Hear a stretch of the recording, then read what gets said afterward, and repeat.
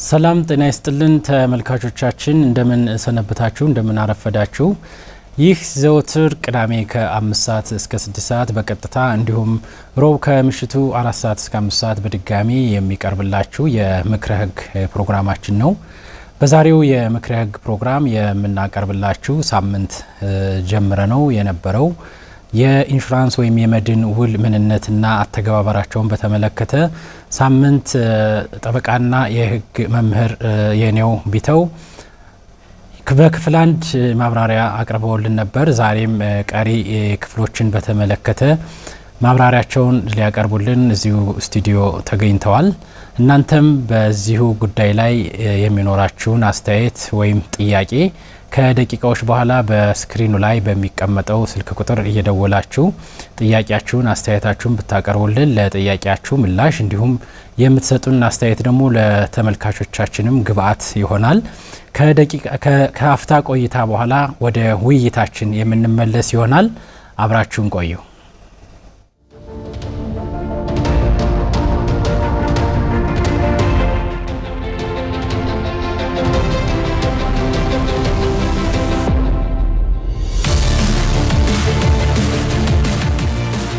ምክረ ህግ ተኮር መረጃዎችን ከተመልካቾች ጥያቄ ጋር በአማራ ሚዲያ ኮርፖሬሽን ብቻም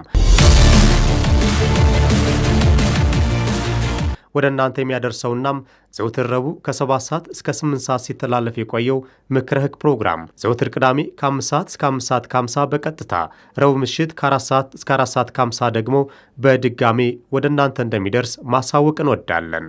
ምክረ ህግ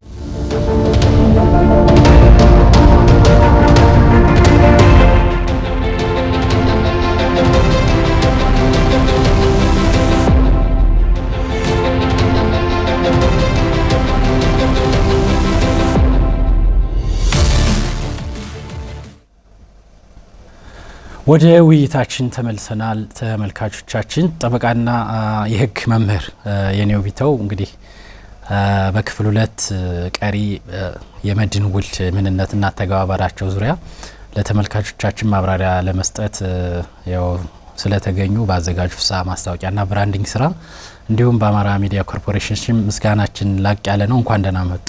እንኳን ደህና ቆየ ፍስሐ። ድጋሚ ስለጋበዛችሁኝ አመሰግናለሁ። ባለፈውም ተገናኝተናል። መልካም ሳምንት እንግዲህ የክፍል 1 ፕሮግራማችን ያልተከታተሉት ተመልካቾች ሊኖሩ ስለሚችሉ ሳምንት እንግዲህ የመድን ውል ምን ማለት ነው ከሚለው አንፃር ሳምንት ያየናቸውን የመድን ውል ጽንሰ ሀሳብ ከምን ተጀመረ የሚለውን የመድን ውል አርቦን ፕሪሚየም የመድን ተቋማት በብሔራዊ ባንክ ፍቃድ የተሰጣቸው እንግዲህ ወደ 19 የመድን ኢንሹራንሶች በኢትዮጵያ አሉ። እነሱ ከደንበኞቻቸው አርቦን ሰብስበው ጉዳት ለሚደርስበት ደንበኛ ለመካስ ግዴታ የሚገቡበት ውል መሆኑን እንዲሁም በምሳሌነት እርስዎም ሲገልጹ እንደነበረው በሀገራችን በማህበራዊ መረዳዳት የሚታወቀው ዕቁብን ማነው እድርን በተመለከተ ከሱ ጋር ተመሳሳይነት ነገር እንዳለው መግለጽዎት ይታወቃል። እንደው እኔ ያልነካውት ሳምንት የዳሰስናቸውን ለተመልካቾች አቅርበውልን በኮምፕሬሄንሲቭ የመድን ውል የሚባለው ምን ነው የሚያካትተው የሚለውን በተለይ በዚህ ለተሽከርካሪ የሚሰጠው ኮምፕሬሄንሲቭ የመድን ውል በአብዛኛው ከተሽከርካሪ ይጠገንልኝ፣ ተሽከርካሪ በሌላ ሶስተኛ ወገን ላይ ጉዳት አደረሰ ኢንሹራንስ ይክፈልልኝ የሚሉ ክርክሮች ስለሆኑ ያሉት ተፈጻሚነት ያላቸውም እነሱ ስለሆኑ በአብዛኛው እንጂ ብዙ የመድን ሽፋን አይነቶች አሁን በመሸጥ ላይ ይገኛሉ። እነሱንም የምናያቸው ይሆናል። ሳምንት ይሄን ብለን ነበር በሚለው ጀምረው ወደ ኮምፕሬሄንሲቭ ብንሄድ ጥሩ ፍስሐ። ምንድነው ባለፈው ሳምንት አንተም እንደምታስታውሰው የመድን ውል አይነቶችን እየከፋፈል ነበር እና የኮምፕሬሄንሲቭ ወይም ደግሞ እንግዲህ በአማርኛ ልክ ይሆናል አላቅም ጠቅላላ የመድን ውል ነው የሚሆነው። እንደዚህ የሚሆነው ውል ምንድነው ከአንድ በላይ የመድን ውል አይነቶችን በአንድ ውል መስጠት ነው።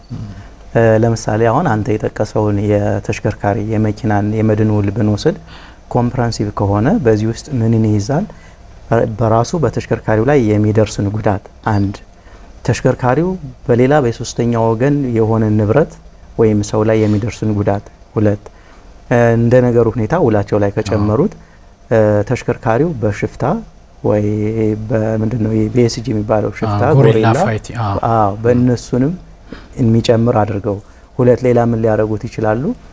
የሹፌርና ረዳት የሚባለው መኪናውን የሚይዙት ሰዎች የሹፌርና ረዳት የሚባለውን ለነሱ ያሽከረከረ ይጎዳል ሹፌሩ የሱንም እንዲይዝ ተደርጎ ሊሰራ ይችላል።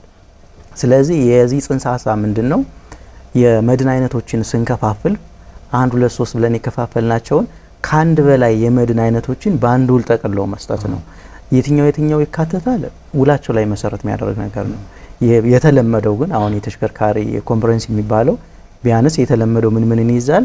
የተሽከርካሪው ራሱ የሶስተኛ ወገን እና የቢኤስጂ የሚባለው እሱን ብዙ ጊዜ የተለመደ ነው እንደሷ ማድረግ ማለት ነው።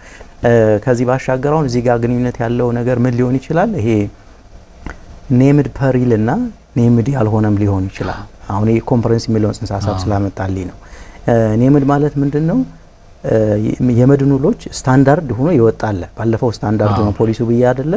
ሁሉም ኢንሹራንሶች የሚጠቀሙት ተመሳሳይ ነው ኢትዮጵያ ውስጥ የሚጠቀሙበት ፖሊሲ።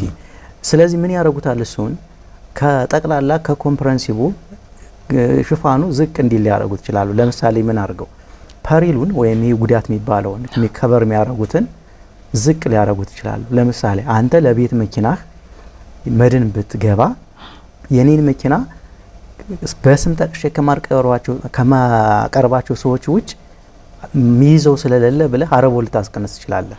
ስለዚህ ፍስሐ ኤክስ ዋይ ዜድ ናቸው መኪናን የሚይዙት ብለህ እነዚህ ሰዎች ናቸው መኪናው የሚይዙት ብለህ ኔምድ ፐሪል ካስመዘገብ ከነዛ ሰዎች በስም ተጠቅሰው ከነዛ ሰዎች ውጭ ተሽከርካሪውን ሲነዳው ቢገኝ አንድ ሰውና ጉዳት ቢደርስ አትስተናገድም ማለት ነው። አየው ከስታንዳርዱ ወይም ከመደበኛው ወደታች አጥበዋል። ይሄው ኮምፕሬሄንሲቭ የሚባለው የሚሰፋውን ያህል ደግሞ ይጠባል። ከአይነቱ ራሱ ወደታች ሊወርድ ይችላል ጠቦ ማለት ነው። ስለዚህ አንድ ሰው መድን ገብቶ ጉዳት ሲያደርስ በተሽከርካሪው ላይ ጉዳት ሲደርስ እኔ መድን አለኝ ኢንሹራንስ አለኝ ግድ የለም ከማለቱ በፊት የገባውት የመድን አይነት ከቨሬጁ ይሄ ሽፋኑ ምን ያጠቃልላል፣ ምን አይነት ነው፣ መቼ ነው መድን ሰጪው ኢንሹራንስ ካምፓኒ የሚደርስልኝ የሚሉ ነገሮችን ማየት ተገቢ ነው። መልካም። አንዳንድ እንግዲህ ጉዳት በሚደርስበት ጊዜ የመድን ሰጪዎች ለፖሊስ ኢንቨስቲጌሽን አድርጎ የሚሞላው ፎርም ላይ አሽከርካሪው ስም በስም የሚጠቀሰውም ይሄንን እንትን ለማለት ነው። አሁን ያሉት አንፃር ማን ነበር ሲያሽከረክር የነበረው፣ የመንጃ ፍቃዱ ኤክስፓየር ዴቱ የት ነው የወጣው፣ ምን የሚሉት ሙሉ መረጃ ለመድን ሰጪው መላኩ ይሄንም ለማሟላት ነው ከሚለው አንፃር።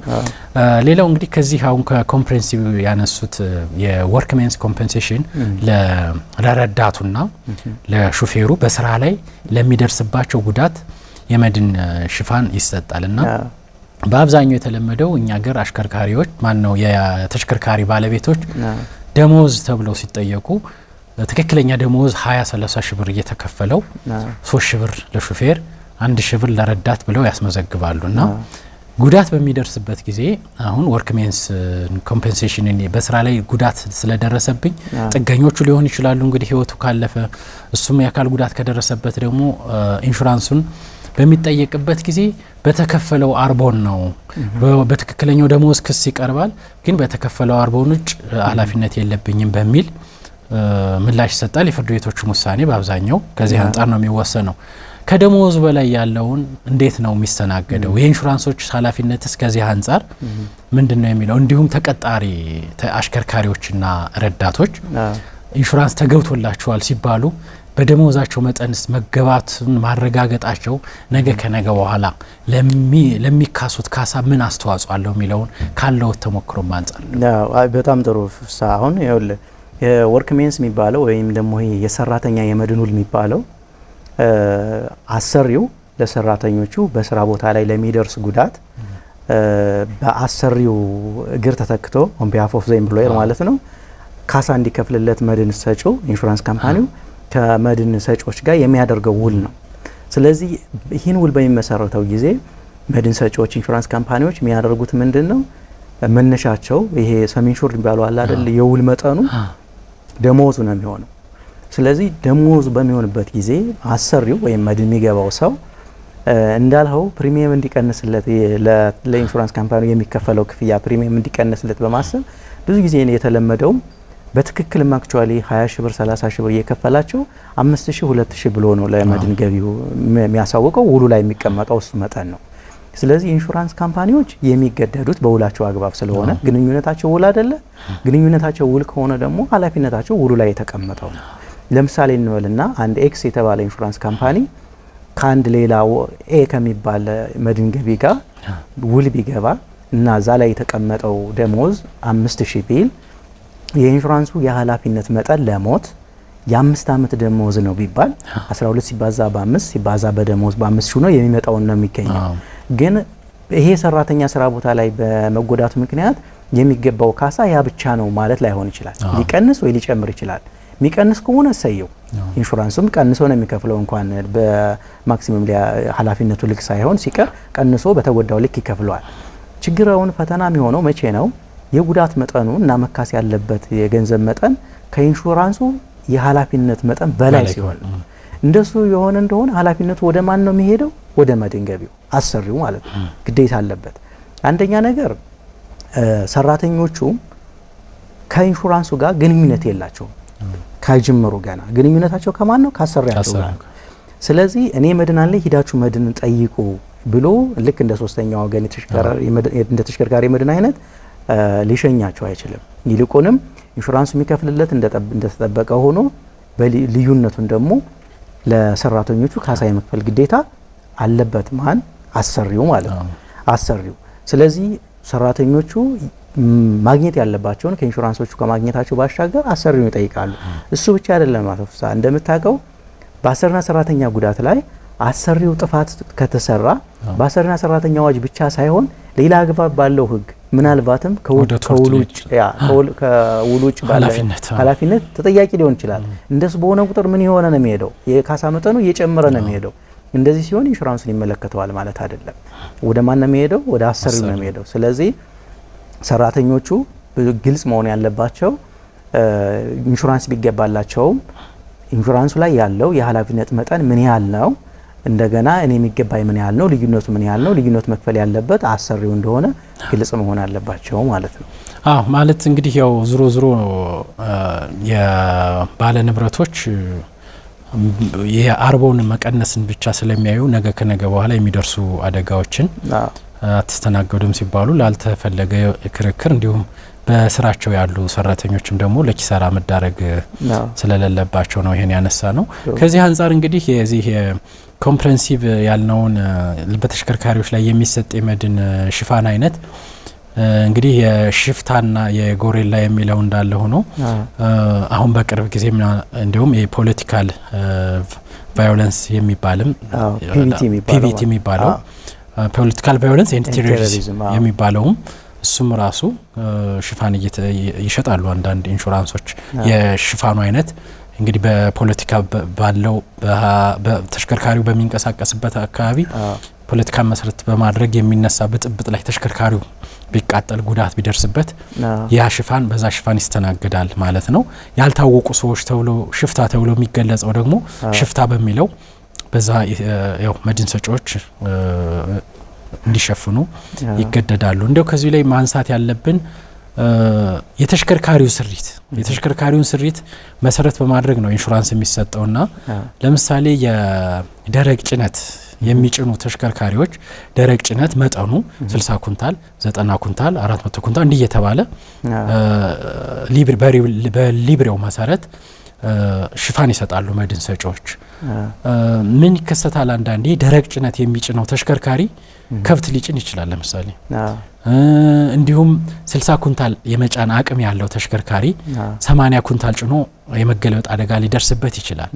ከዚህ አንፃር የመጫን ታይፑ የመጫን አቅማቸውና የሚጭኑት የንብረት አይነት በኢንሹራንስ ነገ ጉዳት በሚደርስበት ጊዜ መድን ሰጪው አላስተናግድም ለማለት የሚችልበት ምክንያት ይኖራል ወይ? ጥሩ ጥያቄ ነው ያመጣው። አሁን ይኸውልህ ሁለት ነገሮችን ነው እዚህ ጋር አሁን ያነሳል። የመጀመሪያው ሊብሪው ላይ ያለው የመጫን አቅም እና በትክክል ነጋዴዎች የሚጭኑት የጭነት መጠን አለ። ስለዚህ ይሄንን መሰረት በማድረግ ካሳ ሊከለከል ላይከለከል ይችላል አንድ መድን የገባ ሰው። ስለዚህ አሁን መሰረታችን ምንድነው? ፖሊሲው ነው። ፖሊሲውን በጥንቃቄ ማየታችን የሚጠቅመን እዚህ ጋር ነው። ፖሊሲው ላይ የሚለው ድንጋጌ ለምሳሌ መድን የተገባለት ተሽከርካሪ ከተፈቀደለት የጭነት መጠን በላይ ጭኖ እየሄደ ያለ ለመውደቁ፣ ለመገልበጡ፣ ለመጋጨቱ ምክንያት ከተፈቀደለት የጭነት መጠን በላይ መጫኑ ከሆነ ኦቨርሎድ የሚባለው ከሆነ ካሳ ያስከለክላል የሚል ከሆነ ኮዙ ምንድነው የሚለው ነው የሚታየው። ለዚህ ተሽከርካሪ መውደቅ ወይ መጋጨት ምክንያቱ ምንድነው? በዚህ ከፍተኛ በሆነ ጭነት ምክንያት በኦቨርሎድ በመሆኑ ምክንያት ነው ወይስ ሌላ ኤክስተርናል የሆነ ኮዝ ነው የሚለውን ጥያቄ ስትመልስ ነው በዚህ ምክንያት ነው ከተባለ ውድቅ ሊደረግበት ይችላል ማለት ነው ካሳው። አይ አይደለም ከተባለ ተቀባይነት ሊያገኝ ይችላል በመድን ሰጪው። አንደኛው ሴናሪዮ ይሄ ነው። ሁለተኛው ሴናሪዮ ደግሞ ምንድነው? ፖሊሲው ላይ ጥቅል የሆነ ክልከላ ከሆነ ይሄ ተሽከርካሪ ከተፈቀደለት የጭነት መጠን በላይ ጭኖ እየሄደ ጉዳት ቢደርስበት፣ ቢጋጭ፣ ቢገለበጥ ምናምን ሆኖ ካሳ መክፈል አልገደድ የሚል ከሆነ ሚር ፋክት ወይም ደግሞ እውነተኛ ምክንያቱ ከአቅም በላይ ጭኖ መገኘቱ ብቻ ከሆነ የፖሊስ ሪፖርቱ 50 ኩንታል የመጫን አቅም ያለው ተሽከርካሪ የፖሊስ ሪፖርቱ ላይ 80 ብሎ 55 ተብሎ ከመጣ ውድቅ ሊደረግበት ይችላል ማለት ነው። በእርግጥ የኛ ሀገር ፍርድ ቤቶች ምክንያታዊ የሆነ ነገር ብለው አሁን የሰጡት የህግ ትርጓሜዎች አሉ። አሁን ገዢ የፌደራል ጠቅላይ ፍርድ ቤት ሰበር የሚችሉት እንግዲህ አሁን ሪሰንትሊ ያለው ማለት ነው። ገዢ የሆነው ነገር ምንድነው? ለመውደቅ ወይም ደግሞ ለመገልበጥ፣ ለመጋጨት ምክንያታዊ የሆነው ጭነቱ እስካልሆነ ድረስ ከተፈቀደለት የጭነት መጠን በላይ ቢጭን እንኳን ካሳውን ውድቅ ለማድረግ ምክንያታዊ አይደለም፣ ይሄ ህግ መሰረትም የለውም የሚል አይነት አንደርስታንዲንግ አላቸው። ስለዚህ በመካከላቸው በመድን ሰጪውና በመድን ገዢው መካከል እንዲህ አይነት ፖሊሲም ተፈጽሞ ቢገኝ እንኳን መድን ሰጪው የማስተናገድ ግዴታ አለበት በሚል ነው አሁን የተያዘው። አሁን ያለው ሌተስት የሆነ ውሳኔ እንደሱ ነው። ግን እስቲል አሁንም የውል ጉዳይ ስለሆነ መድን ገቢዎች መጠንቀቅ ያለባቸው ያው የሰበር ውሳኔዎች ይቀያየሩ አይደለ?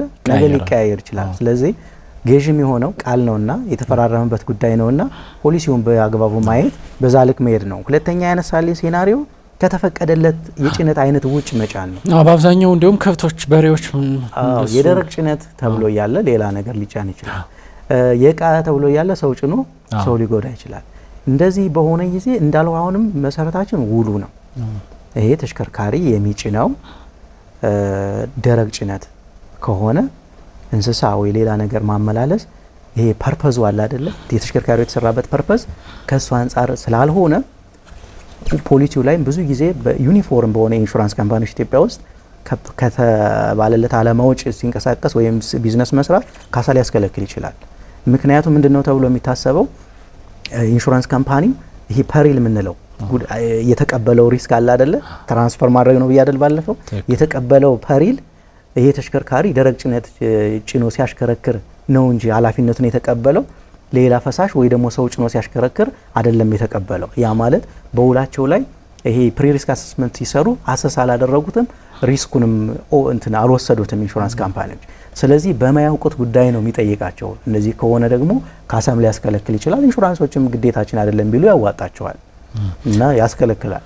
ከዚህ ላይ አሁን ለተመልካቾች ግልጽ መሆን ያለበት ተሽከርካሪው ለምሳሌ ከብቶችን ጭኖ በሚደርስበት አደጋ ተሽከርካሪውን አላስጠግንም የሚሰጠውን ምክንያት እንጂ ለከብቶቹ ጭኖ ለወደመው ክፍያ አይደለም። ያ ደግሞ ራሱን የቻለ ኢንሹራንስ የኬሪየር ላያቢሊቲ የሚባለው ስላለ በእያንዳንዱ ሳምንትን በተወሰነ መንገድ ነክተው ነው ነበር።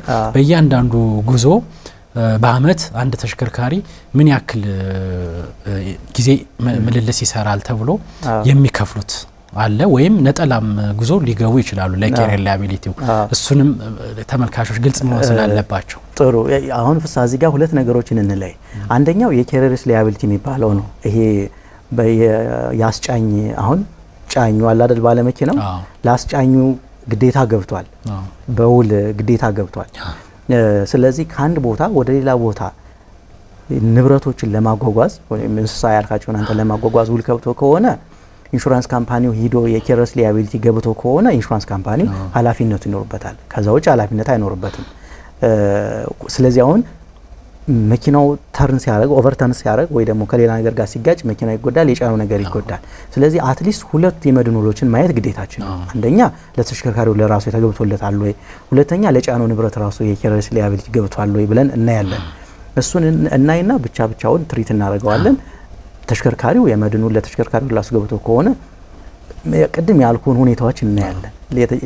በውሉ አግባብ ነው የጫነው፣ የሰው የሚጭን መኪና ከሆነ እንስሳ የጫነው ከላይ እንስሳ ጭኖ ከሆነ የተጎዳው ሊያስከለክለው ይችላል አይችልም፣ ውሉን ማየት ግዴታ ነው። ለራሱ ለእንስሳቱ ገብቷል አልገባም የሚጫነው ንብረት ራሱ ይወስነዋል። ኬርለስ ሊያቢሊቲ አሁን ማጓጉዘው ከአዲስ አበባ ባህር ዳር ድረስ ሸቀጣ ሸቀጥ ነው ብሎ ግን እንስሳ ጭኖ እየተጓዘ ቢሄድ አየው ኬርለስ ሊያቢሊቲው ኦብጀክቱ እንስሳ አይደለም፣ ሪጀክት ያስደርግበታል ወይ ካሳ አያገኝም ማለት ነው። እንደዚህ ሲሆን ሌላኛው ነገር ልዩነት መፈጠር ያለበት ሶስተኛው ወገን እዚህ ጋር ያገባዋል አያገባው ነው። በዚህ ተሽከርካሪ የተጫነው ንብረት ከሆነ በውል የያዘው ንብረት ከሆነ የሶስተኛው ወገን ውል እዚህ ጋር ውል ተግባራዊ አይሆንም፣ ህጉ በግልጽ አግልሎታል። ሰው ከሆነስ ሶስተኛው ወገን ይመለከተዋል። አየው የሶስተኛው ወገን መድን የሰጠ ኢንሹራንስ ካምፓኒ በውል ከአንድ ቦታ ወደ ሌላ ቦታ ያጓጓዛቸው ሰዎች እንኳን ቢሆኑ በውላቸው መሰረት አንተ ግዴታ ስለገባ ኬርለስ ስላልገባ በሶስተኛው ወገን አላስተናግድም አትችለውም ማለት አትችልም። ስለዚህ ሶስተኛው ወገን የገባ ሰው ለጫናቸው ሰዎች እንኳን ኢንሹራንስ ካምፓኒው ግዴታ አለበት። ይሄ ኢንቴንሽናል ህግ አውጪው እቃዎቹን ሲያገል ሰዎቹን ያላገለለበት ምክንያት ባለፈው እንደነገሩ የማህበራዊ ቀውስን ያው ለሰዎቹ ለደረሰባቸው ጉዳት የመድን ሰጪው ከከፈለ በኋላ በመድን ገቢውን ደግሞ የከፈለውን እንዲተካለት መልሶ ደግሞ ክስ ማቅረብ አይከለክለውም። ትክክል። አዎ በውላቸው እንደዛ የሚል ከሆነ እርስ በርሳቸው ባለ ግንኙነት ለሶስተኛው ወገን የከፈለውን ከመድን ገቢው መድን ሰጪው ሊሰበስብ ይችላል። አንዳች የስነ ስርዓት ግድፈት አለ ተብሎ ከታሰበ ማለት ነው። መልካም ተመልካቾቻችን እየተከታተላችሁት የምትገኙት በክፍል 2 የመድን ወይም የኢንሹራንስ ውል አተገባበር ምንነትና አተገባበርን በተመለከተ ከዚሁ ከስቱዲዮ በቀጥታ ጠበቃና የህግ መምህር የኔው ቢተው ሙያዊ ማብራሪያቸውን እየሰጡ ይገኛሉ። እናንተም በዚህ ጉዳይ ላይ ጥያቄ አስተያየት ካላችሁ በስክሪኑ ላይ በተቀመጠው ስልክ ብትደውሉ ለጥያቄያችሁ ምላሽ የምንሰጥ ይሆናል። ወደ ውይይታችን እንመለሳለን። እንግዲህ የዚህ የአጓዥና ለምሳሌ በቦቲዎች ላይ የሚደርስ ነዳጅ እንደው ለተመልካቹ ያው ነዳጅ ሲባል እንግዲህ ባክቦን ስለሆነ ሁሉም ነቃ ይላል። እንደው ነዳጅ ጭኖ ሲጓዝ የነበረ ቦቲ ከጅቡቲ ወደ መሀል ሀገር የሚመጣ በቦቲው ላይ ለሚደርስበት ጉዳት ራሱን የቻለ የመድን ሽፋን እንዳለው እንዲሁም ደግሞ በነዳጁ ላይ ነዳጁ በመንገድ ላይ ቢፈስ በመገልበጡ ምክንያት በነዳጁ ላይ ደግሞ የሚፈሰውን ራሱን የቻለ ሽፋን እንደሚሰጡ ይሄንም መድን ሰጪዎች በሚያስከፍሉት ፕሪሚየም መሰረት አድርገው እንደሚስተናገዱ ለተመልካቾች ለመግለጽ ነው። እንግዲህ ይሄን ካጠናቀቅ ብዙ ጊዜ በተሽከርካሪዎች ላይ የሚደርስ ጉዳት ካሳ ሲካሱ መድን ገቢዎች መድን ሰጪዎች ካሳ ሲክሷቸው የ3 ሚሊዮን ብር ተሽከርካሪ ጠቅላላ ውድመት ደርሶበታል ተብሎ መድን ገቢው 3 ሚሊዮን ብር አይቀበልም ከመድን ሰጪዎች። ተቀናናሾች የሚባሉ አሉና ብዙ ጊዜ እነዚህ ተቀናናሾች ከአቅም በላይ ናቸው። ይሄ እና እነዚህ ተቀናናሾች ህጋዊ መሰረታቸው ምንድናቸው? ከጉዳትና ከካሳ አንጻር እሱን ብናየው ማለት ጉዳት እኩል ይሆናል ካሳ ነው እንግዲህ የህጋችን መርህ። ከዚህ አንጻር አንድ ሰው ለደረሰበት ጉዳት መካስ ያለበት ለምሳሌ አሮጌ ተሽከርካሪ የነበረው ሰው ወይም በእንትን ብናየው የሚቀየሩ እቃዎችን ብናይ ያገለገሉ እቃዎች በአዲስ ቢተኩም የሚቀናነሱ ተቀናናሾች አሉ። መሰረታቸው ምንድነው የሚለውን ተቀናናሾችስ ምን ናቸው የሚለውን ብናይ ጥሩ። ያው ተቀናናሾች ምንድነው? አሁን ጉዳት እኩል ነው ካሳ የሚለውን ወደዛ ከመሄዳችን በፊት ተቀናናሾቹን ማየት ተገቢ ነው። ተቀናናሾቹ ካሳ በሚከፈልበት ጊዜ የሚቀናነሱ ሂሳቦች ናቸው። መሰረታቸው ውልም ህግም ነው። ውል የሚሆነው የትኛው ነው? አንደኛው አይነት ተቀናናሽ ከተቀናናሾች መካከል አንደኛው ምንድነው? ኤክሰስ ወይም የአደጋ መነሻ የሚባለው ነው። የአደጋ መነሻ ወይ ኤክሰስ ምንድነው? ከመድን ገቢው መድን ሰጪው ለመድን ገቢው ከሚከፍለው ካሳ ትንሽ ገንዘብ ሊቀንስበት ይችላል። ያ ማለት ከሚከፈለው ካሳ መካከል በመድን ገቢው በራሱ የሚሸፈን ትንሽዬ ፐርሰንቴጅ አለ። እሱን የሚደረገው ምንድነው? ራሽናሉ ዝም ብሎ ኢንሹራንስ የሚባለው ጽንሰ ሀሳብ ሲመጣ ራሽናሉ ወይም ደግሞ መነሻው ምንድነው ያልከኝ እንደሆነ ለትንንሽ ጥቃቅን ለሆኑ ወጪዎች ሁሉ መድን ገቢዎች ወደ መድን ሰጪዎች እንዳይጎርፉ ነው። ምን ማለት ነው? ልክ የመኪና ተሽከርካሪ አሁን እንኳን በጣም ውድ ነው አልመሰላችሁ? ስፖኬ ቢጎዳብህ በ700 እና በ600 የምትሸፍነው ከሆነ አንደኛ የኢንሹራንስ ካምፓኒውን ጊዜ፣ ጉልበት፣ ሪሶርስ ማባከን የለብህም። አንተ በራስ ተሸፍኗል። ያንተን ሪሶርስ ጊዜ ራሱ ፖሊስ ሪፖርት አምጠህ ምንድነው ኢንጂነሪንግ አሰስመንት አሰርተህ ገና ጨረታ ሰብስበህ ነው የምታስጠግነው ገንዘብ የምትቀበለው። ስለዚህ እንደዚህ እንዳይሆን የካምፓኒ አንድ ስልክ እንቀበልና የኤክሰሱን እንጨርሳለን። ሄሎ ሄሎ፣ ማን እንበል? ከየት ነው? ያየተው ከመጣ ማን አሉን? ያየተው ከመጣ። እሺ፣ እስኪ በዚህ ባነሳ ነው አርዕስት ዙሪያ ጥያቄዎትን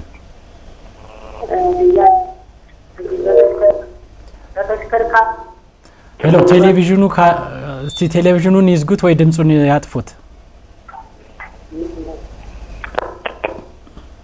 ሄሎ ሄሎ፣ እስቲ እየተንቀሳቀሱ ጥያቄዎትን ያቅርቡልን።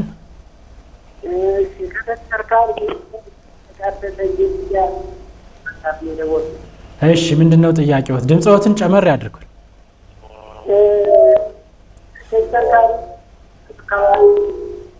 ሄሎ፣ እስቲ ድጋሚ እስኪ ደውሉ። አልተሰማማንም። ዝሮ ለጥቃቅኑ ጉዳት ኢንሹራንሶችን ምንድነው ራሽናሉ? ይሄ መሰረቱ ምንድነው?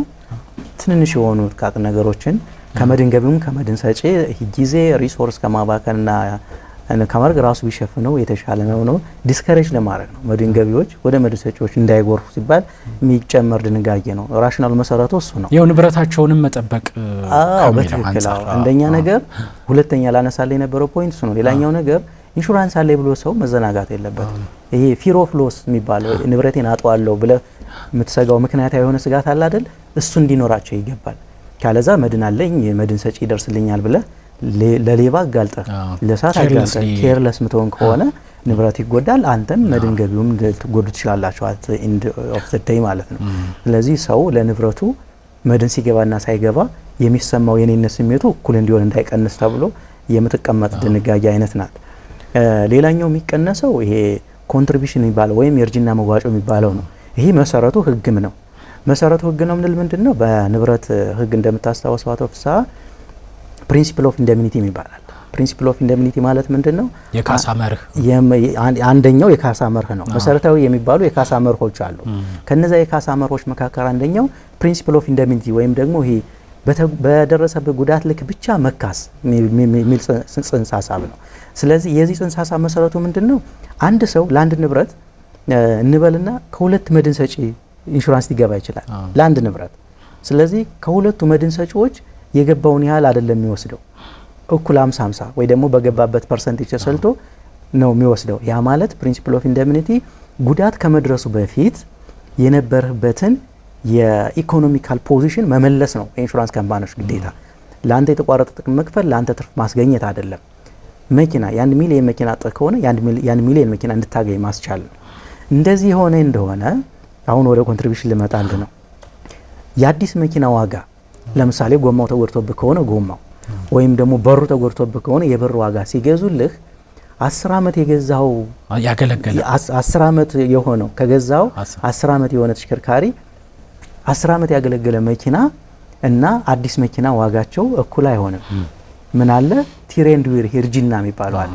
ስለዚህ ኮንትሪቢዩሽን የሚባለው የእርጅና መዋጮዋ ትቀነሳለች። ገበያ ላይ ያለው ጎማው አዲሱ ጎማ አሁን 50 ሺህ ብር ከሆነ ያሮጌው ዋጋ ደግሞ ስንት ሊሆን ይችላል? ለኢትሰሲዮም 45,000 ሊሆን ይችላል ያሮጌው። ስለዚህ ስንት ብር ልዩነት አለ? 5,000 ኢንሹራንስ ካምፓኒው በቀደም ባለው መርህ መሰረት ስንት ብር ነው የመክፈል ግዴታው? 45,000 ነው። ስለዚህ የ5,000 ብር ሂሳብ ይቀንስበታል ማለት ነው። እንዴት ነው የሚሰላው? የኢንጂነሮች ሙያ ነው፣ ያሰሉታል በሙያቸው ፐርሰንቴጅ ያስቀምጣሉ። ለእያንዳንዷ የተጎዳች የእቃ ክፍል የኮንትሪቢዩሽን መጠን ፐርሰንቴጅ ያስቀምጡና ያን ደምረው ከጠቅላላው ላይ ይቀንሱታል። ከብዙ የተሽከርካሪ ክፍሎች ከተጎዱ የተሽከርካሪ ክፍሎች ላይ የሆኑ ፐርሰንቴጆች ተደምረው ሲቀነስ ብዙ ይሆናል። የምርም ብዙ ነው የተቀነሰብኝ እንድትል ያደርጋል። ግን ኮንሴፕቱ እሱ ነው። መልካም፣ አንድ ስልክ እንቀበልና እንመለሳለን። ሄሎ፣ አቤት፣ ማንን በል? ከየት ነው?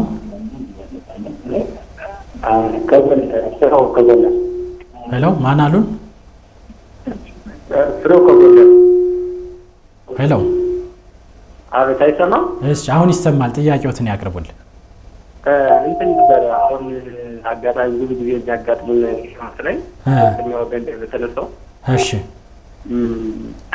ያው ሙሉ ለሙሉ ኦልሬዲ ሶስተኛ ወገን ጉዳት የሚደርሰው እንዲከፈል ነው። እሺ፣ ግን አሁን 3 ሰው ተጎዳ፣ 4 ሰው ቢያንስ ያንን ሙሉ ብዙ ጊዜ አይሸፍኑም። ለምን ነው የማይሸፍኑት? ምንድን ነው ምክንያታቸው? ምክንያታቸው ቢያንስ የሁለቱ የሚያሸፍነው ያንኛውን አንተ ሸፍነው ምክንያታው እንደዚህ ነው ውላችን ብለው ያቀርቡት። ግን መጀመሪያ ሲገባ ግን በዛ ሲስተም ሳይሆን ሙሉ ለሙሉ ሶስተኛ ወገን ሊሸፍኑ ነው። ለምሳሌ ምን አይነት ተሽከርካሪ ነው ጥያቄ አቅርባችሁ ሌላውን አንተ ሸፍን? የህዝብ ተሽከርካሪ ነው? የጭነት ነው? የህዝብ ነው? የፈሳሽ ነው ያሉ? ተሽከርካሪው 3 ሰው 4 ሰው ቢጎዳ አንዱን ነው ብቻ ነው የምንሸፍን፣ ሌላውን አንተ ሸፍን እንባላለን ነው? መልካም፣ ምላሹን ይከታተሉ፣ ምላሽ ይሰጣሉ ባለሙያው። እሺ፣ እናመሰግናለን ስለደወሉ። ሶስተኛ ወገን ነው የኮንትሪቢዩሽን እንደምድመውና ወደ ሶስተኛ ወገኑ ጥያቄ። ስለዚህ አንደኛው ኮንትሪቢዩሽን ማነው? አንደኛው ተቀናናሽ ኮንትሪቢዩሽን ነው። ኮንትሪቢዩሽን ኮንሴፕቱ ይሄ ነው። ምንድነው? አሁን ይኸውልህ በመድን ገቢና በመድን ሰጪዎች መካከል አለመግባባት የሚፈጠረው መድን ሰጪው ኢንሹራንስ ካምፓኒው መሰረቱ ይሄ ነው። መድን ገቢው ደግሞ አክቹአሊ የተሽከርካሪ ዋጋ በጣም እየናረ ስለሚሄድ ስፔር ፓርት ዋጋው እየጨመረ ይሄዳል። ስለዚህ መግዛት አልችል ይላል። በሚሰጠው ገንዘብ ምናልባት መግዛት አልችል ሊል ይችላል። እሱንን መሰረት አድርጎ እቃ ይገዛና አጠቃላይ ወጪው መድን ከሚከፍለው ጋር እኩል አልመጣለት ሲል እኔ እኮ በደረሰብኝ ጉዳት አልተካስኩም የሚል ማጉረምረም ይመጣል። ግን እንዳልኩ መድን ሰጪዎቹ ኢንሹራንስ ካምፓኒዎች በጨረታ መሰረት እነዚህን ተቀናናሽ ነገሮች ቀንሰው ነው የሚከፍሉት። ሌላኛው ተቀናናሽ የሚባለው ይሄ አቬሬጅ የሚባለው ወይም ደግሞ የገበያ ዋጋን መሰረት ያደረገው ከገበያ ዋጋ ጠቅላላ ውድመት ብናየው እሱን ብቻውን በደንብ ከተወያየንበት አላቅም እንጂ መሰረታዊ የሚያጨቃጭቀው እሱኛው ነው። ሌላኛው ተቀናናሾች ይሄ ኤክሰሱን ደብል ማድረግ ሊኖር ይችላል። ለምሳሌ ኤክሰስን ደብል ማድረግ ምንድነው? የመጀመሪያው ኮምፐልሰሪ ኤክሰስ ግዴታ ምንም ጥፋት ሳታጠፋ ጉዳት በደረሰብ ጊዜ ባንተ ወይም በመድን ገቢው ከበር ይደረጋል። አንዳንዴ በውሉ ላይ ምን ሊደረግ ይችላል? ኤክሰሱ ደብል ሆኗል ሊሉ ይችላል። የአደጋ መነሻ ዋጋው ደብል ይሆናል። ምን ማለት ነው? 10% ከሆነ ያንተ መዋጮ የነበረው 20% ይሆንብሃል ማለት ነው። ይህን የሚያደርጉት ምን ማለት ነው? በአንዳች ምክንያት ነው። ለምሳሌ እድሜያቸው ከ20 ዓመት በታች የሆኑ አሽከርካሪዎች ወይም ደግሞ የመንጃ ፈቃዳቸው የስራ ልምድ 1 ዓመት ያልሞላቸው አሽከርካሪዎች ተሽከርካሪውን ይዘውት ጉዳት ቢደርስ ኤክሰሱን ደብል አደርገዋለሁ ይላል ኢንሹራንስ ካምፓኒ። ኢንሹራንስ ካምፓኒ ምን እያለ ነው? አሁን ለንብረትህ በቂ ጥንቃቄ እንድትሰጥ አላርት እያደረገ ነው፣ እያስተማረ ነው። እየቀጣ ነው። አሁንም እኮ ኤክሰሱን ደብል አደርጋለሁ አለህ ማለት ንብረትህን በአግባቡ እንድትይዘው አለርት እያደረገ ነው። 1 ዓመት የስራ ልምድ ያለው ሹፌርን ከቀጠር አረጋለሁ ማለት ልምድ ያላቸውን ሹፌሮች ቢይዙት መኪናህን ይሻላል እያለው ነው። 20 ዓመት ያልሞላው ሰው ተሽከርካሪውን ሲያሽከረክር ጉዳት ከደረሰብህ ደብል አረጋዋለሁ ኤክሰሱን አለህ ማለት መራቁን ወጥ ያደረገ የሚባል ሰው አለ አይደለ? እንደሱ አይነት ሰዎች መኪናውን ቢይዙት ይሻላል እያለ እየመከረ ነው ማለት ነው። ስለዚህ ቅድም ፊር ኤንድ ሎስ የሚባለውን ኮንሴፕት መፍራት ንብረቴን አጥዋለሁ ብለህ እንድትሰጋ እንድታስብበት አለርት እያደረጉ መሆኑን ማየት ነው። ቶታል ሉዝ የሚለውን ብናየው ማለት በአብዛኛው በጣም ኮምፕሌን የሚያለው የ4 ሚሊዮን ብር ተሽከርካሪ ጉዳት ይደርስበታል። ለ4 ሚሊዮን ብሩ መድን ገቢው ፕሪሚየም ወይም አርቦን ክፍያ ከፍሏል ለመድን ሰጪው። ተሽከርካሪው ሙሉ ለሙሉ ጉዳት ደርሶበታል ተብሎ ከንትን ከተባለ በኋላ 4 ሚሊዮን ብር ኢንሹራንሱ ወይም መድን ገቢው አይከፍለውም እና ከዚህ አንጻር የመድን ፖሊሲው ያብዛኛው እንግዲህ ኢትዮጵያ ተመሳሳይ ነው ብለናል። ቶታል ሳም ኢንሹርድ ኦር ማርኬት ቫልዩ ዊች ኤቨር ኢዝ ለስ ነው የሚለው በእንግሊዘኛው። እንግዲህ ወደ አማርኛ ጥሬ ትርጉም ስንተረጉመው የተከፈለበት የመኪናው ዋጋ ወይም የገበያ ዋጋ ዝቅተኛ የሆነውን ለመክፈል ይገደዳል መድን ሰጪው ነው። ብዙ ጊዜ ይሄንን መድን ገቢዎች አያስተዋሉትም።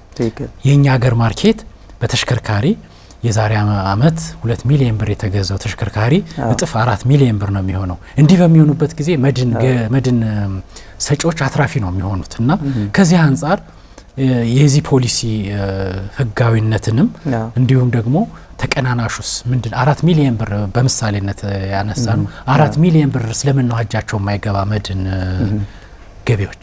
ጥሩ ይወላቶስ አሁን በእርግጥ ኢንሹራንስ ካምፓኒው አትራፊ ይሆናል ወይ በትክክልም ጥያቄ ውስጥ ያስገባል። አትራፊ የሚሆነው ምናልባትም መጀመሪያ ላይ ፕሪሚየሙን ሲያሰላ የፕሪሪስክ አሰስመንቱን ከሰራ ነው እንጂ ነሰሰሪ አትራፊ ይሆናል ማለት አይደለም። ኢንሹራንስ ካምፓኒው ግን የዚህን መሰረት ከመጀመሩ ከህጉ እንነሳስ። ህጋችን ቅድም ከነገሩ ከሰባት አካባቢ መሰረታዊ የሚባሉ የኢንሹራንስ መርህ አሉ። ከነዛ መርሆች አንደኛው ካሳ እኩል ይሆናል ጉዳት ነው። አንድ መድን ገቢ መካስ ያለበት በደረሰበት ጉዳት ልክ ነው ጽንሰ ሀሳቡ። የህጉ ላይ ንግድ ህጉ ላይ ትንሽ ያልጠራ ግራም ያጋባ ነገር አለ። ምንድነው እሱ?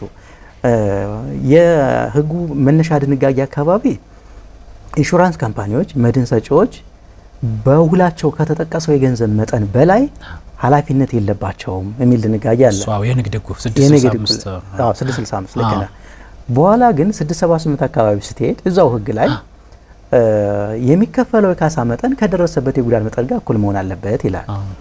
በእኛ ሀገር የማርኬት ፍላክቹዌሽን በእኛ ሀገር የሂሳብ መዋዠቅ አንድ ተሽከርካሪ ወይ አንድ ንብረት ውል በተገባበት ወቅት የነበረው የገበያ ዋጋ እና ከ6 ወር በኋላ ጉዳት በሚደርስበት ያለው የገበያ ዋጋ እኩል አይሆንም። ብዙ ጊዜ እንደምታየው የብዙ ፐርሰንት ጭማሪ ያሳያል። ስለዚህ ሰውዬ አሁን በትክክል ቅድም ወዳልሆ ከጉዳት ከመድረሱ በፊት ወደ ነበረበት የኢኮኖሚካል ፖዚሽን ተመልሷል የምንለው ምን ከሆነ ነው? የዛኔ ባለው የገበያ ዋጋ ከተከፈለው ነው አይደለ? ግን መድን ሰጪዎች ይህን የማድረግ ግዴታ አለባቸው ወይ ካልኸኝ የለብንም ብለው በውላቸው ላይ ያስቀምጣሉ። ይሄ ህግም አለ። ምንም ቢሆን ምንም የኛ የኃላፊነት መጠን ከ4 ሚሊዮን ሊበልጥ አይችልም ብለው ውላቸው ላይ ካስቀመጡ መብታቸው ይሆናል። ለምን? አንደኛ ይሄ 665 ያልኸው አንተ እሱ ህግ አለ። ሁለተኛ 678ም ቢሆን እንኳን የካሳ መጠኑ ከዚህ ሊያልፍ አይችልም ብሎ በሌላ ኮሃን መዋዋል አይከለክልም። በመርህ ደረጃ ምንም ውል ከሌለ ካሳ እኩል ነው ጉዳት ይላል እንጂ አይ የኔ ኃላፊነት ምንም ቢሆን ከዚህ ሊበልጥ አይችልም ካሉ ኢንሹራንስ ካምፓኒዎች መብታቸው ነው። ከዛ ወደ ምን እንሄዳለን? አቬሬጅ የሚባለው ጽንሰ ሀሳብ ይመጣል። ውል በሚገባበት ወቅት የተሽከርካሪው ዋጋ 4 ሚሊዮን ከነበረና ጉዳት በሚደርስበት ወቅት የዚህ ተሽከርካሪ ዋጋ 6 ሚሊዮን ወይ 4.5 ሚሊዮን ወይ 5 ሚሊዮን ከሆነ ጨምሯል ዋጋው አይደለ? ስለዚህ ቶታል ሎስ ቢሆንም ወይም የጥገና ቢሆንም አቬሬጅ በሚባለው ጽንሰ ሀሳብ መድን ገቢዎች ምን ማድረግ ይጀምራሉ?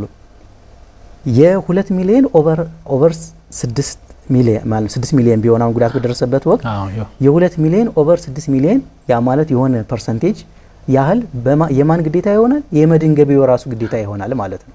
ለምን ይሄ ይሆናል? ህግ ማለት 679 ይዘው ላይ ቀጥለ ብታየው መድን ገቢዎች በተሽከርካሪው ዋጋ ልዩነት የራሳቸው መድን እንደገቡ ተቆጥሮ ራሳቸው ይሸፍናሉ ይላል። አየው።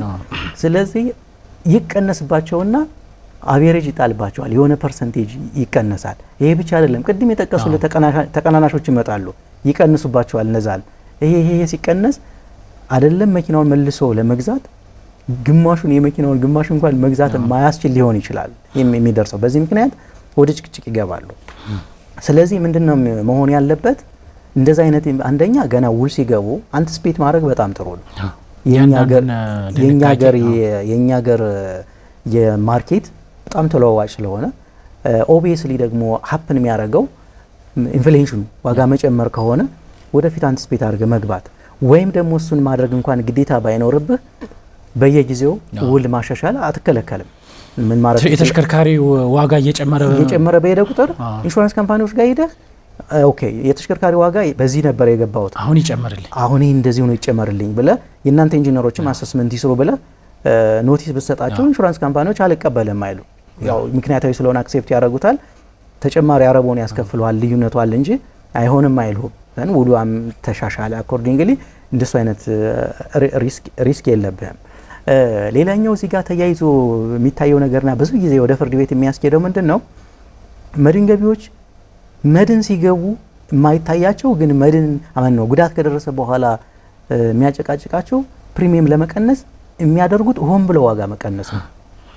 የመድን ሰጪዎች የኢንሹራንስ ካምፓኒዎች ባለሙያዎች ይህ ተሽከርካሪ ዋጋው ገበያ ላይ አሁን 6 ሚሊዮን ነው ያሏቸው፣ እስቲ 4 ሚሊዮን አድርገህ ሞክርልኝ ይለዋል። which is wrong 4 ሚሊዮን አድርገህ ደግሞ ፕሪሚየሙን ሞክርልኝ እስቲ ኪስህ ላይ ያለውን ብር እንዲመጣልህ ነው የምትፈልገው እንጂ ነገ አደጋ መድረሱን አይደለም የምታስበው። ኢንሹራንስ ካምፓኒዎች ነጋዴዎች አይደሉም። በኋላ ላይ መቀናነስብህ ነገር ቀናነስብሃለው፣ ለዚህ ደግሞ መተማመኛ ተጨማሪ ውል ድንጋጌ ያስገባዋል እንጂ አያባርሩም። ለምን ብለው ያባርሩዋል? ግን ይነግረዋል። ይሄ ተሽከርካሪ ዋጋው 6 ሚሊዮን ነው አያደርገው እንጂ ጉዳት ቢደርስ ልዩነቱን ባንተ ሊሸፈን ትፈርማለህ ይለዋል። አንዳንዴ ላያስፈርሙም ይችላል። ላለማባረር ዝም ይለዋል። ግን እያወቅ ዋጋው 6 ሚሊዮን መሆኑን እያወቅ ቀንሰ 4 ሚሊዮን ስለገባ ባትፈርም እንኳን ተጨማሪ ውል ኮሚትመንት ባትፈርም እንኳን ህግ አለ፣ ዛጋ መደበኛው ውል አለ። ቢቀንሱብህ ያዋጣች ማነው ያስኬዳቸዋል ኢንሹራንስ ካምፓኒዎች። ስለዚህ ሰዎቹ ትንሽ የፕሪሚየም ለመክፈል ብለው ያልሆነ ውል መግባት የለባቸውም ነው።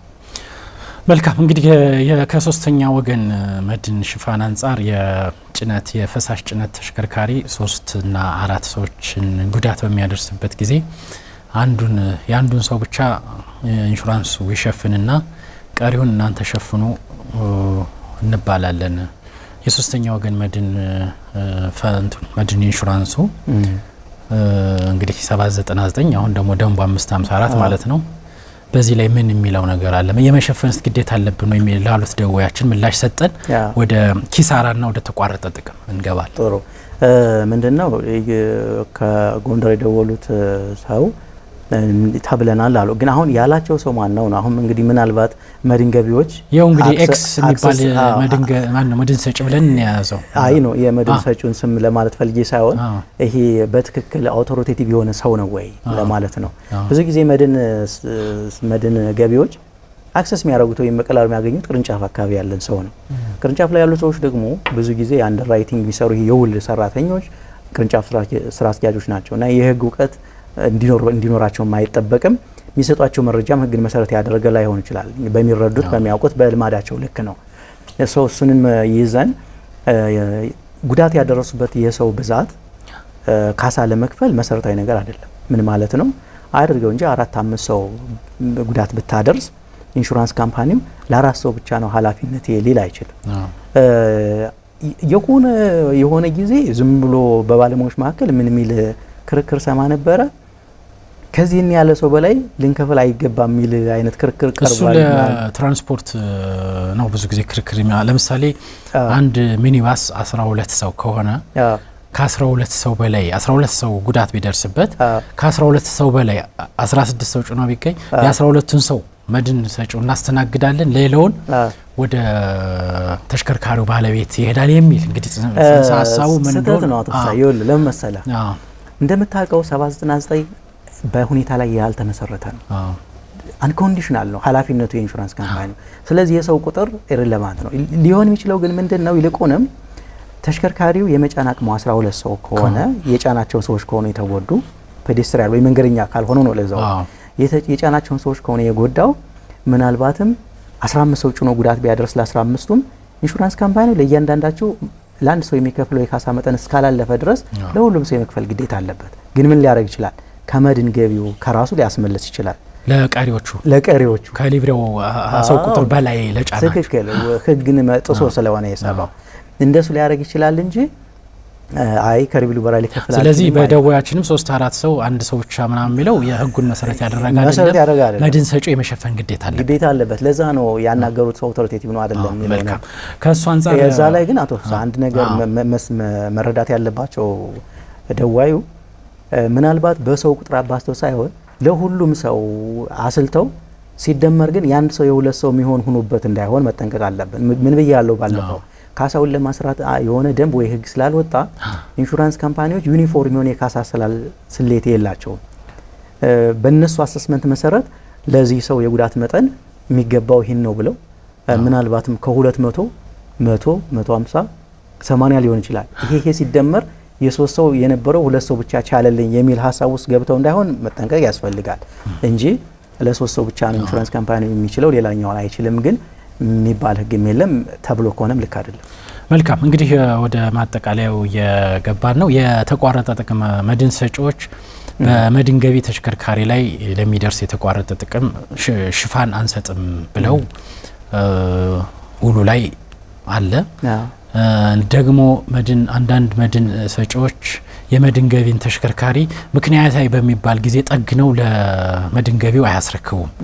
በዚህ መሀል መድን ገቢና መድን ሰጪዎች የተቋረጠ ጥቅም ኪሳራ ደርሶብኛል ብሎ ክስ የሚደርሱበት ሁኔታ አለና ከዚህ አንጻር የመድን ሰጪዎች ግዴታስ ምንድነው?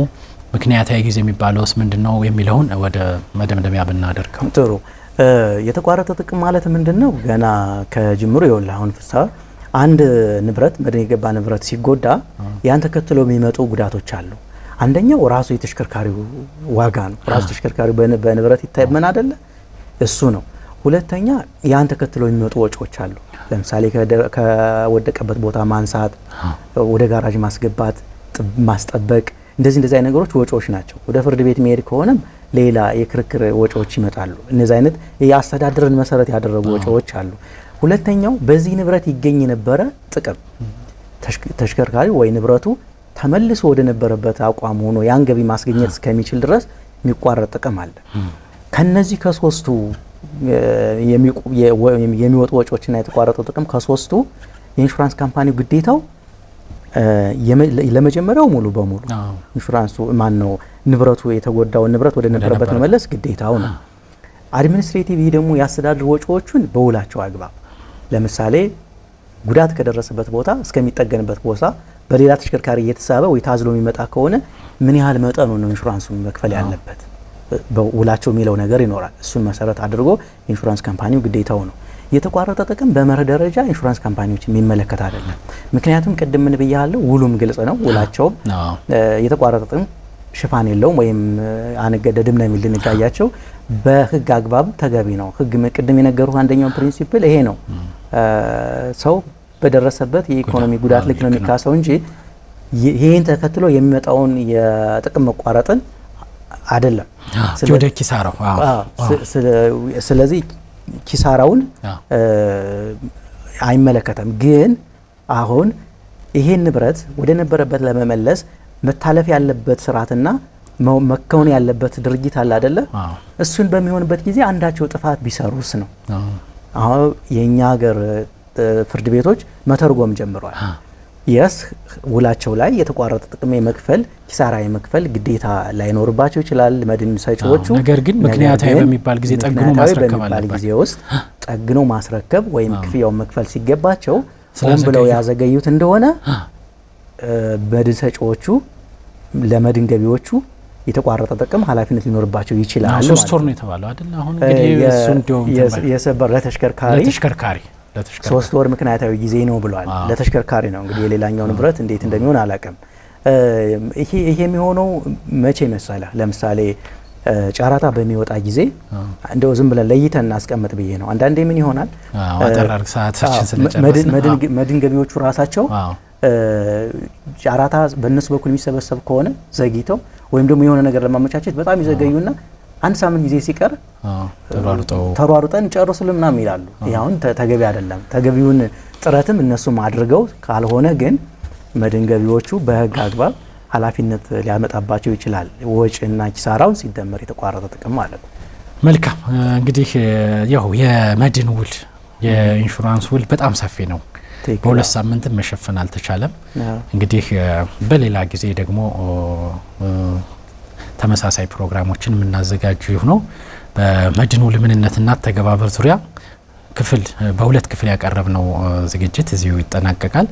ጠበቃና የህግ መምህር የኔው ቢተው እዚሁ ቀርበው ሙያዊ ማብራሪያዎትን ስለሰጡልን አሁንም ምስጋናችን ላቅ ያለ ነው። እናመሰግናለን። አመሰግናለሁ ተፍሳ። ተመልካቾቻችን የዛሬው የምክረ ህግ ፕሮግራም በዚሁ ይጠናቀቃል። ይህ የምክረ ህግ ፕሮግራም ወደ እናንተ እንዲደርስ አዘጋጅና አቅራቢ ጠበቃና የህግ አማካሪ ፍስሐ ሲሳይ ነው። ከሁሉም የአማራ ሚዲያ ኮርፖሬሽን የቴክኒክና የስርጭት ሰራተኞች ጋር በመሆን ነው።